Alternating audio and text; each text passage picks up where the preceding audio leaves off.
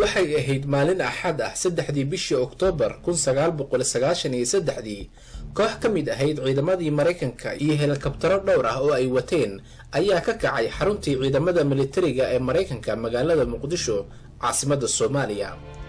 waxay ku baxeen kalsooni iyo dhiiranaan buuxda oo ay qabeen ciidamadii lagu magacaabay jiray Rangerska iyo Delta Force ayagoo takhasus ku ahaa dagaalada isla markaana qabay tababar gaar ah.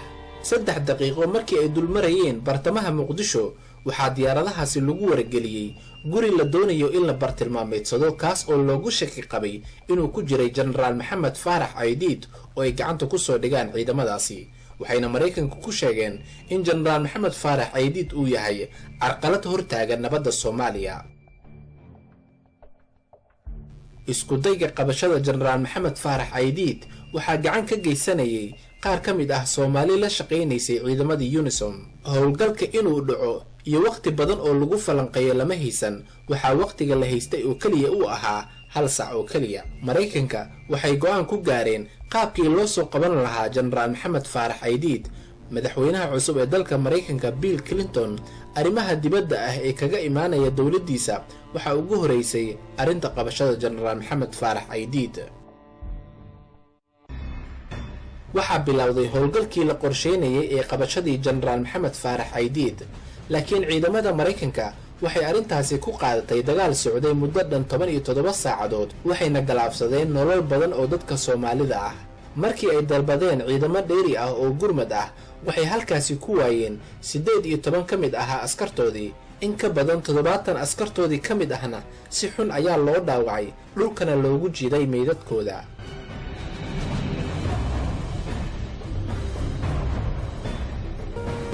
We went to Somalia to keep people from starving to death.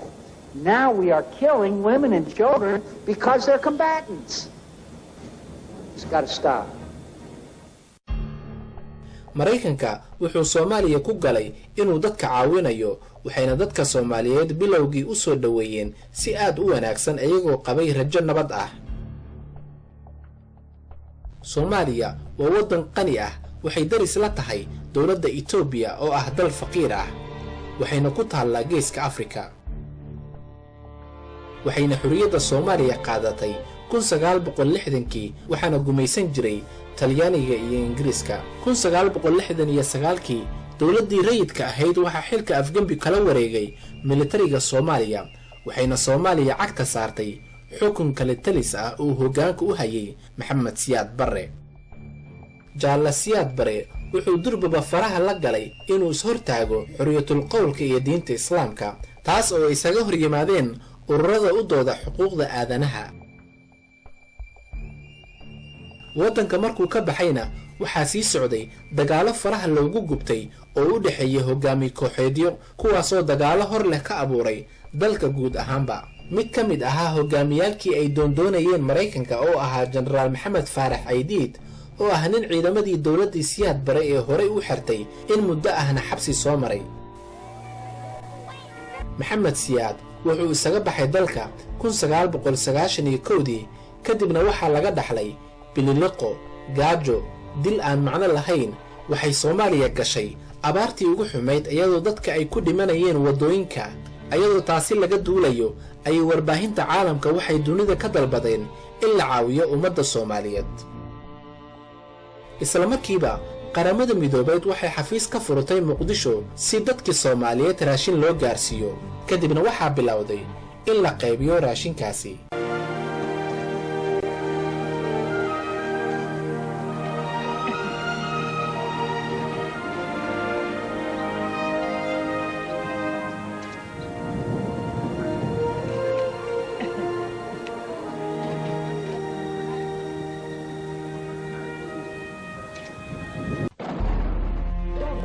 laakiin dagaaladii dalka ka socday ayaa waxay ahaayeen kuwa aan dhamaad lahayn.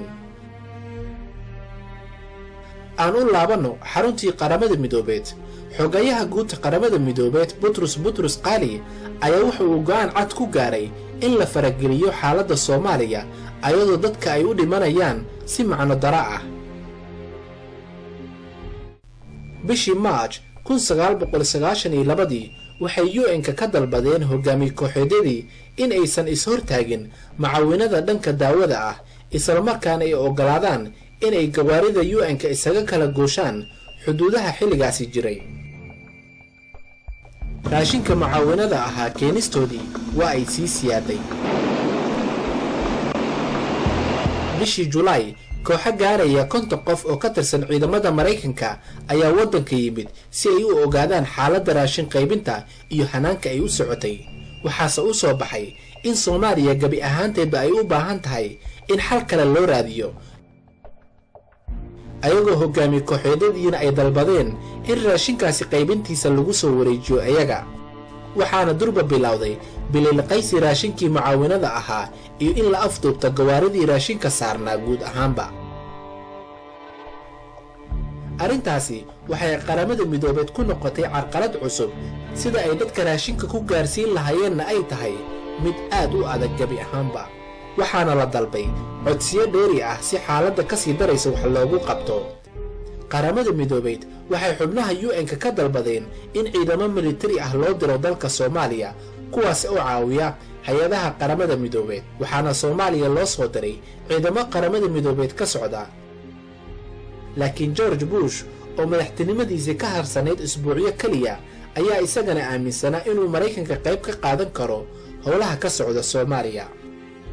9 bishii December 1992 kooxo ka mid ahaa ciidamadii Mareyniska ee Mareykanka ayaa Soomaaliya dhanka badda ah ka soo galay, waxaana soo hormaray 25,000 oo ciidamadaasi ka mid ahaa si ay ula wareegaan hoggaanka dalka, isla markaana ay dib u soo celiyaan rajadii iyo nabaddii iyo kala dambeyntii. waxaana howlgalkaasi loogu magac daray howlgalkii rajo soo celinta. maalmo gaaban kadib waxaa Soomaaliya booqday George Bush si uu u hubiyo heerka ay marayso howlgalkii ciidamadiisii ay fulinayeen iyo sida ay dadka u gaarto macaawinada, wuxuuna dhiirigelin ku sameeyey ciidamadiisa.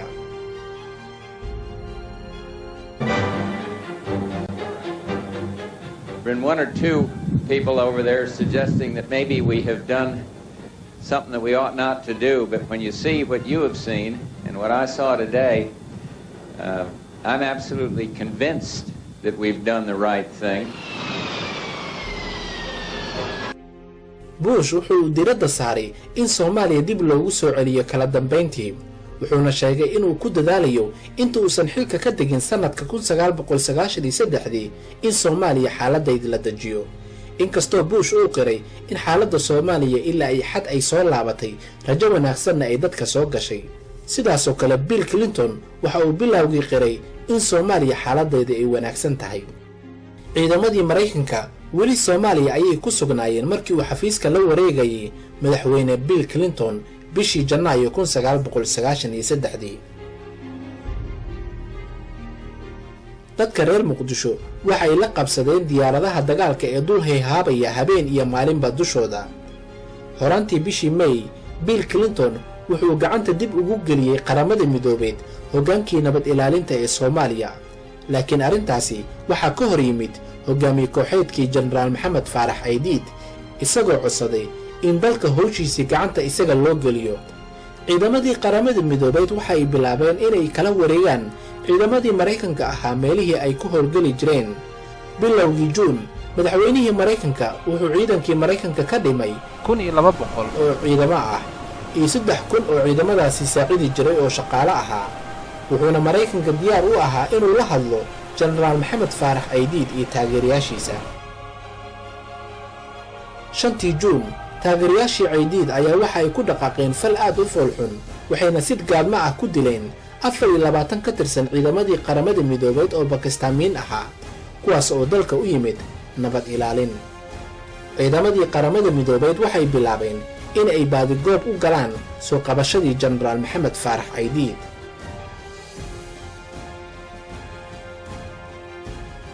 waxayna xitaa madaxiisa dul dhigeen $25,000. baadigoobkii waa uu daba dheeraaday, waxayna noqotay mid aanan sahlanayn, waxaana u dhintay arrintaasi darteed kumanaan ciidankii UN-ka ka tirsanaa.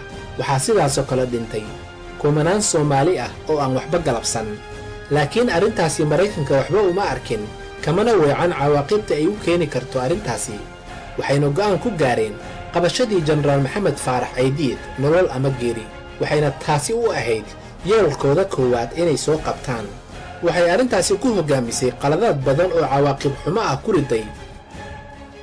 12 Julaay diyaaradihii helikabtarka Maraykanka ayaa waxa ay weerareen guri ku yaala bartamaha magaalada Muqdisho ayagoo si qalad ah loo wargeliyay inuu jenaraal maxamed faarax caydiid ku dhuumaaleysanayo halkaasi.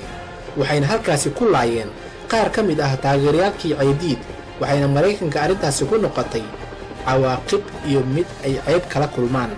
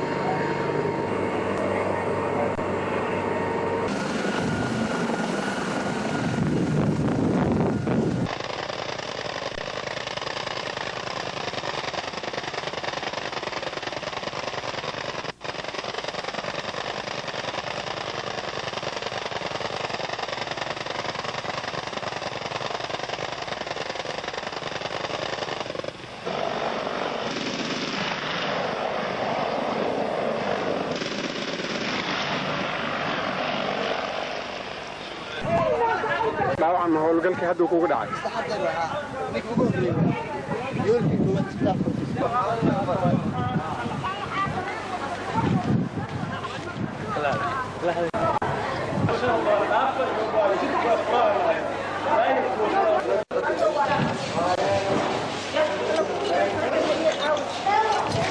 كل كارورية يا هاي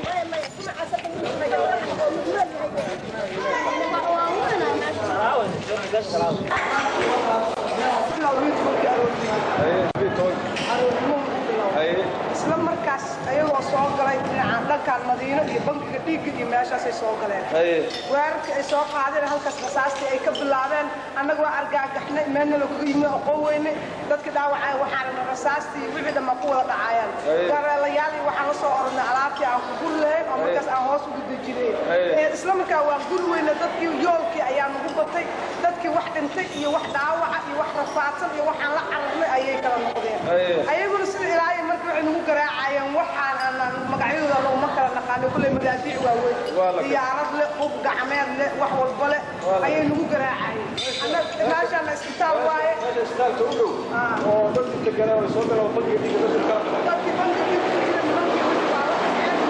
waa la tageen waxna waa dileen dad caadi oo guryaha ugu soo galeen maata iyo nimanna jijiifo qaaqaawan dharkooda aad u qabinin iyo oo wax u ogeyn ay weerar ku soo qaadeen ahaayeen iyo wixii qaxootiga deganaa masaakiinta laba isbitaal dhexdooda ku noolaa isbitaalka wax tagaan oo asaga laga qaaday wax laga qaaday mal waa la hurdaayay markaas wax ogaayay ma jirin wax hub haysto isbitaal meesha looguma talagelin hub in lagu isticmaalo saasna la igu riday tarawih taasa ugu yar kuwaasa ugu yar kuwana la dagaalay isla markaas anagu magacyadooda ma kala wax ka socdo diyaarad iyo gacan iyo wax kasta meel kasta inoo soo diyaa waa argagaxnimo meel aan u soconin meel kale la garan weynaa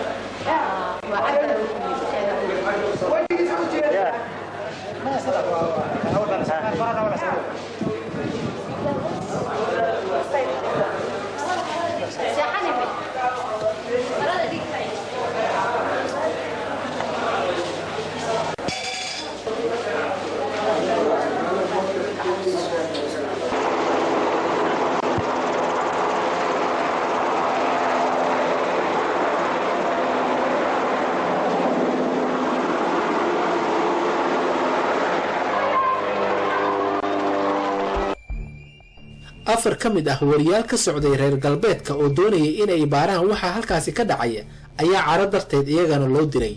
Generaal Caydiid wuxuu taageerayaalkiisa iyo shacbiga Soomaaliyeed ku wargeliyay inay is hortaagaan weerarada iyo duqeymaha diyaaradaha Mareykanka ay geysanayaan, inkastoo Soomaali badan ay aad uga caroodeen laynta dadka maatida ah oo aan waxba galabsan. Diyaaradihii dagaalka Mareykanka waxa ay weerareen meelo badan oo islahaayeen waa uu ku dhumaalaysan karay Generaal Maxamed Faarax Caydiid, laakiin nasiib daro ma aysan helin. ciidankii Mareykanka waxay isaga noqdeen xarumahoodii.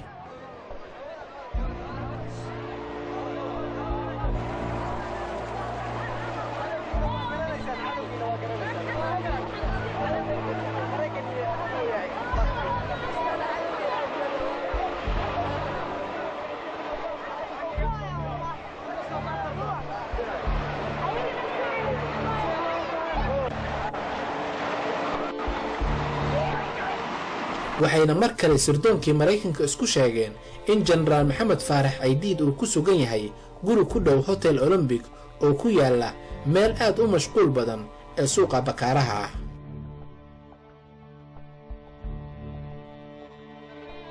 sida ay sheegeen ciidamada Mareykanka waxay iska lumiyeen fursado badan.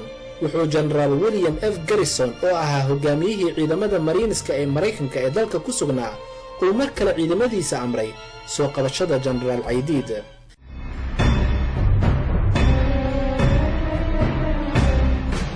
saacadu waa 3:40 daqiiqo xilli ay galab tahay bishanu ku beegnayd 3 Oktoobar. 8 helikabtar oo loo yaqaano MA-60 Black Hawk iyo 8 helikabtar oo kuwa shimbiraha loo yaqaano ayaa ka kacay xaruntii ciidamada Mareykanka ayagoo u dhaqaajiyay bartamaha magaalada Muqdisho. qorshuhu wuxuu ahaa hotel ku yaala magaalada Muqdisho, halkaasi oo loogu shaki qabay in Generaal Maxamed Faarax Caydiid iyo taageerayaashiisii ay ku kulansan yihiin. diyaaradihii markii ay dul tageen waxay ku bilaabeen duqeyn culus.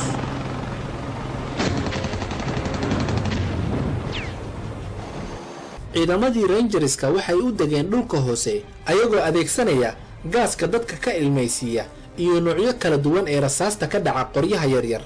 waxayse halkaasi ciidamada Mareykanka kala kulmeen dagaalyahanadii Caydiid oo dhammaantoodii qoryo sitay, kuwaasi oo iska caabin sameeyay.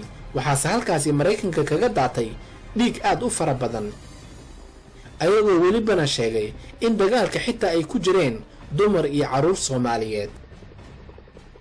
Caydiid iyo taageerayaashiisa waxa ay diiradda saareen ama ay ahmiyadda siinayeen sida ay dhulka u soo dhigi lahaayeen diyaaradihii helikabtarka ahaa ayagoo adeegsanayay sawaariikh. mid ka mid ahaa duuliyaashii Black Hawk oo lagu magacaabo Elvis Walcott oo ka tirsanaa guutada loo yaqaano Super 61 kana soo qayb qaatay dagaaladii gacanka Carbeed ee 1991 ayaa si kadis ah ku soo wargeliyay xaruntii dhexe ee ciidamadii Mareykanka in diyaaradiisi ay la heleen taageerayaashii Caydiid gantaal, isagoo durbadiiba ku dhacay dhulka wuxuuna ku dhintay isla halkaasi. ciidamo ka mid ahaa Rangerska ayaa isku dayay inay soo aadaan dhankii ay diyaaradda ku burburtay, laakiin waxay u soo dhowaan kari waayeen Rangerskii Mareykanka qoriga AK-47 oo ay siteen taageerayaashii Caydiid. ciidankii Caydiidna waxay daqiiqadba daqiiqadii ka dambeysay u soo kordhayeen ayagoo guuta ah, waxaana meesha ku daatay dhiig aan tiro koob lahayn. Caydiid iyo taageerayaashiisii waxay aad ugu faraxsanaayeen inay jab culus u geysteen dowladdii caalamka ugu tunka weyneed. taana waxaa caddayn u ahayd in diyaaraddii Black Hawk ay dhulka ku burburtay, laakiin ciidankii Mareykanka waxay durbadiiba codsadeen gurmad degdeg ah si ay ugu samata baxaan iyagoo nool halkaasi. xaaladdana waxay noqotay si aan la filayn iyo si ka sii xun oo allow ifagsa ah.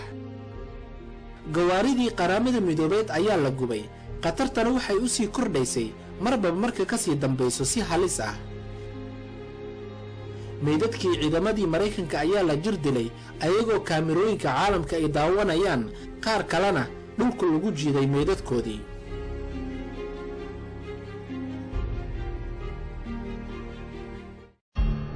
ciidankii Mareykanka in ay waayaan Black Hawk waxay u ahayd wax ay ka argagaxaan, laakiin mar kale waxaa dhacay arrin aysan filayn.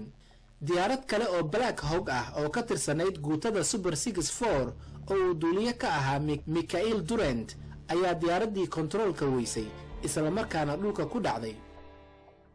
Mr. Durant wuxuu isku dayay inuu ka baxsado halkii ay diyaaradda ku dhacday isagoo ka cararaya taageerayaashii General Maxamed Faarax Aydiid inay gacanta ku dhigaan, inkastoo aakhirkiina la qabtay isaga oo nool.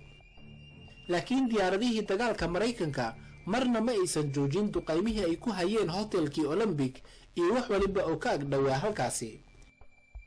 ciidankii Mareykanka waxa ay soo gaaray gurmad dheeri ah, waxayna soo gaareen xilli habeen ah ayagoo isticmaalaya diyaaradaha helikabtarka ee loo yaqaano shimbiraha, ayagoo isku dayay inay askartoodii ka samata bixiyaan.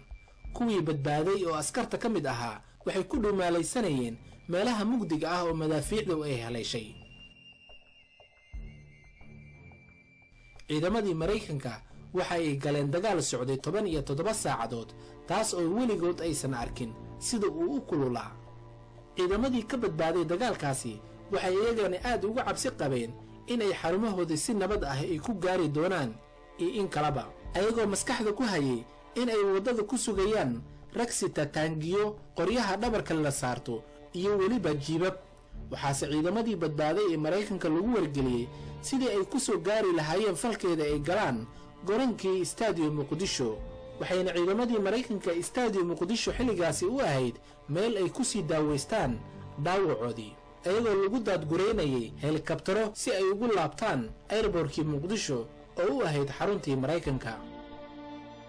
Black Hawk Michael Durant waxaa la soo daayay 11 cisho kadib markii madaxweynaha Mareykanka Bill Clinton uu codsaday in askarigaasi xorriyadiisa uu helo. markaana madaxweynihii Mareykanka waa uu quustay, wuxuuna indhihiisa saaray ciidamo Mareykanka oo dhulka lagu jiidayo meydadkoodii, wuxuuna ka quustay xaaladda Soomaaliya, isla markaana ciidankiisi amray inay ka soo baxaan Soomaaliya. intaasi kadib arrintu way isbedeshay, waxa iscasilay wasiirkii difaaca Mareykanka Les Espin. It's time for me to take a break and to undertake a new kind of work. waxaa sidaas oo kale sameeyey General Garrison oo isaga xilka isaga tagay.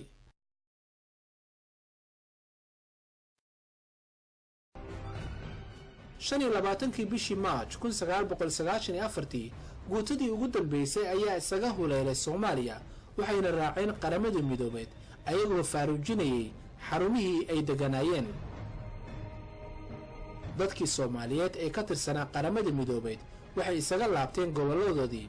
Aydiidna wuxuu sii waday dagaaladii ay isaga hor imaan jireen hogaami kooxeedadii. 3 sano kadibna wuxuu ku dhintay dagaal uu isaga hogaanka u hayay. George Bush oo mar la weydiiyay sida uu u arko xaaladda Soomaaliya, wuxuu sheegay inay xaaladdu u muuqato sida dagaalkii gacanka ee Ciraaq 1991, laakiin uu sheegay in xaaladda Soomaaliya ay ka kulushahay markaasi. afti la qaaday xilligii ay baxayeen UN-ka waxay Soomaalidu dib u codsadeen in la soo celiyo howlgalkii qaramada midoobeed ee Soomaaliya. Soomaaliya waxay xilligaasi gashay xaalad kale oo halis ah.